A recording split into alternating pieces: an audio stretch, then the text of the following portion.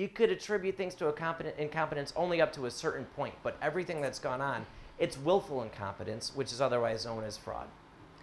Right. So now, but might there be something missing from, you call it incompetence, okay?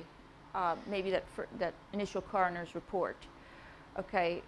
Well, Which yeah, there's a lot of they things have missing. The stated DNA. they have stated that the first coroner report said that she died of a drug overdose. Right. Okay. Right. So. Yeah, there's no toxicology report. There was no, they didn't report upon the DNA. They withheld the fact that there was trauma and contusions to her neck. They completely concealed the fact that there were contusions, upon her vaginal region. So it's kind of more tip of the iceberg, but absolutely, I mean, yes, there was tons of things missing, and that's what I'm saying. So it's one of the worst reports I've ever seen. Could the perpetrators have drug-induced her in some way, or given her drugs there was in some way? GHB in her system, as it turns out, when the toxicology report was released. So yes, absolutely. Okay, so then if there was that in her system, then I guess the analogy is, why would the coroner come out and say it was death by drug overdose? Why would they not look further? That's the whole point on that.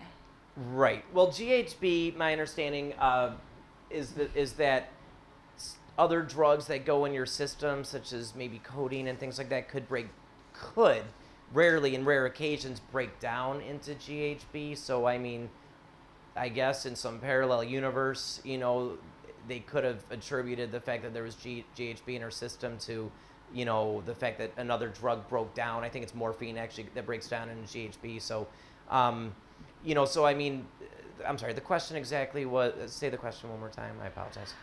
Okay, well, the coroner had said that it was death by drug overdose. Right. But I'm saying if it was induced. Right. Well, none of the drugs, I mean, there were drugs in her system. There's no question. I mean, we're not hiding from truth here. Mm-hmm. Amanda used drugs. She was, on again, off again, clean. Okay. Mm-hmm. She was, what she was doing at the moment, whether it was voluntary or involuntary, I don't know. But the levels of drugs in her system, and that's what's important, were not that high. And they certainly were not that high for someone that has a drug history, to cause some sort of overdose. Far from it. So, when you're talking about drugs in her system, yeah, people that use drugs, there's drugs in their system. Whether they were involuntarily or voluntarily ingested, we don't know, but certainly there is enough proof to show that she was murdered. Right, and in which the second coroner's report came out and said it was death by strangulation. And well, not just that. I mean, we have multiple medical professionals. We have ear, nose, and throat specialists that, viewed Amanda's, her neck region and the pressure that was exerted upon her neck and everything else. And it's a clear case of strangulation by a clear case strangler, Antoine Garner. So, I mean, I think that's the last person that, she was dropped off with that admitted to having intercourse with her after numerous inconsistent statements. And this guy's he's raped and choked out, a slew of women, some or one or two, of which he is finally now in jail for. So, again, when I call him a strangler and a rapist, it's not me saying it. It's, a certificate of conviction that states that, yes, in fact, that is who he is. That is what he does. It's his MO. He's been doing it since he was a juvenile. And that's another thing I want to ask you. Since he had a history even prior to Amanda, I don't know the law, but from me on the outside, why wasn't he taken off the street then? Well, prior and subsequent, because he's raped women subsequent to him getting away with Amanda's murder. And if I'm going to throw something out there that hasn't been unveiled before, we have someone, who swears to the facts, who's attested to the fact that Garner, while in custody, I'll leave it at that, stated clearly, they trying to throw the books at me because I got away with that other one, that murder, that white girl found in the garbage can. Antoine said it. So he said that they're going after him on these subsequent charges because he, quote, unquote, got away with the murder of that white girl found in that garbage can. Antoine's confessed. I mean, this case, believe Right. me, I can't repaint everything that happened that night because they're not turning over the evidence. If I got it, I'd be able to solve this thing in a couple weeks. But I mean, I do know enough to know that I've got enough on Antoine Gardner right now where if I were a prosecutor and I were to prosecute him for his crimes, I'd get him convicted. There's not a doubt in my mind. I've prosecuted cases, way thinner than this. And keep in mind, they're holding all the evidence. I'm just talking about what I've been able to uncover. Has the race issue infiltrated this case and distorted? I don't know, in the sense that I don't know what, if you're talking about the reason for the cover-up, why are they covering this up? Does race factor into it? Tough to say. I do know that Byron Brown is the mayor of this town, and he's black. I do know that he's very, very close friends with a Maurice Gardner. Maurice Gardner is his mentor. Maurice Gardner is why Byron Brown is in the position he's in.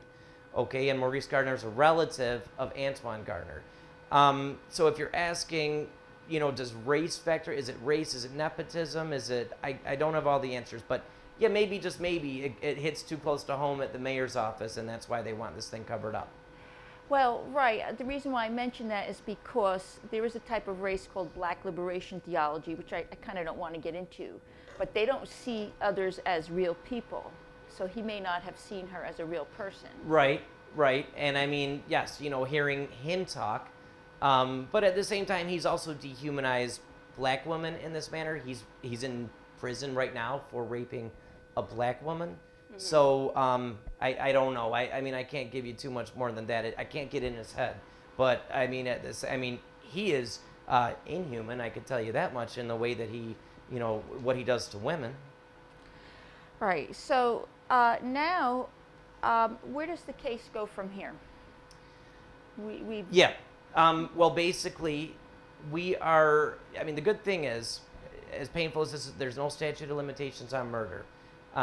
So long story short, we keep doing what we're doing, and we're building evidence, and we're building. It's essentially like playing a game of dominoes, and we keep stacking them dominoes, and they're all gonna fall sooner rather than later, and then the truth's gonna come out. And once the truth comes out, then we do what we have to do. But he can't be retried criminally, correct? Well, yeah, he could, because he was never tried. Oh, that's he was right. never He was charged. never tried. Okay, so you can try him again criminally, but how about civilly, if we're looking at this case? Because you have some issues with people in the town, maybe in the police department, not disclosing, right. Mishandlings there. Well, we have to uncover the truth, and then we can pursue the correct civil claims against those responsible for covering up Amanda's murder. But, it's it's more than a two-step process, but just to boil it down to its simplest forms, before we could pursue those civil claims against those parties liable for this fraud, this sham, we have to uncover the truth. And we're going to do that. We will. Right. And I also want to ask you, because you've worked with the family. Mm-hmm. How has the family been through this? Well, I got in, keep in mind, I only have been working with the family, specifically Leslie, for the past few months. But, I mean, at the same time, we've developed a close relationship, a close attorney-client relationship and everything. But, I mean, it's, words wouldn't do justice towards what the family's been through. I'll just say one word, hell, and more or less leave it at that. Right. So, going forth, okay. Again, it's 6 years, 5.5 years going by, and and you're saying you're continuing the investigation along the way. Where do you see this case in maybe about 2 years? Oh, done, solved. Done and solved? solved. Oh, everything's going to be out by then. If not, if not, we're going to keep working at it, because, you don't give up on something like this, no matter how much, and this is where Leslie's come from, and from that sense, it's somewhat inspirational. But when you truly, see an injustice that needs to be righted, you don't give up on it, no matter how many times you run into a wall or hit a roadblock. So, do I see it as being done in 2 years based on the progression so far since I've been on this thing?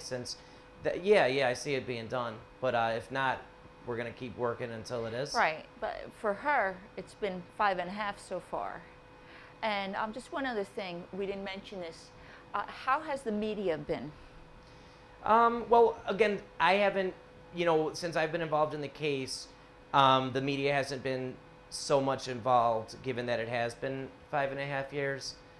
But I think overall, from my review of the media articles and everything else, I'd say, well, definitely subpar, but, they've definitely, fallen into the trap where we're just going to run with whatever the government tells us is fact. But at the same time, they've somewhat done some features and spoken with Leslie. Some have been better than others, But are they also controlled by whoever is pulling the the factions strings? in place? Well, yes, I mean, to a certain extent, but I think it's more to the point where they're so used, media as a whole, mainstream media as a whole is so used to receiving those governmental press releases, spinning a few words around, getting a couple react quotes and calling it an article, that I think, I think it's not necessarily collusion or corruption or anything like that. I think it's just there isn't an investigative reporter that I know that would be able to crack this thing open, So I mean, I think it's much easier when you can't crack the case open to just spin them governmental press releases. Right. So, okay. So we're actually out of time.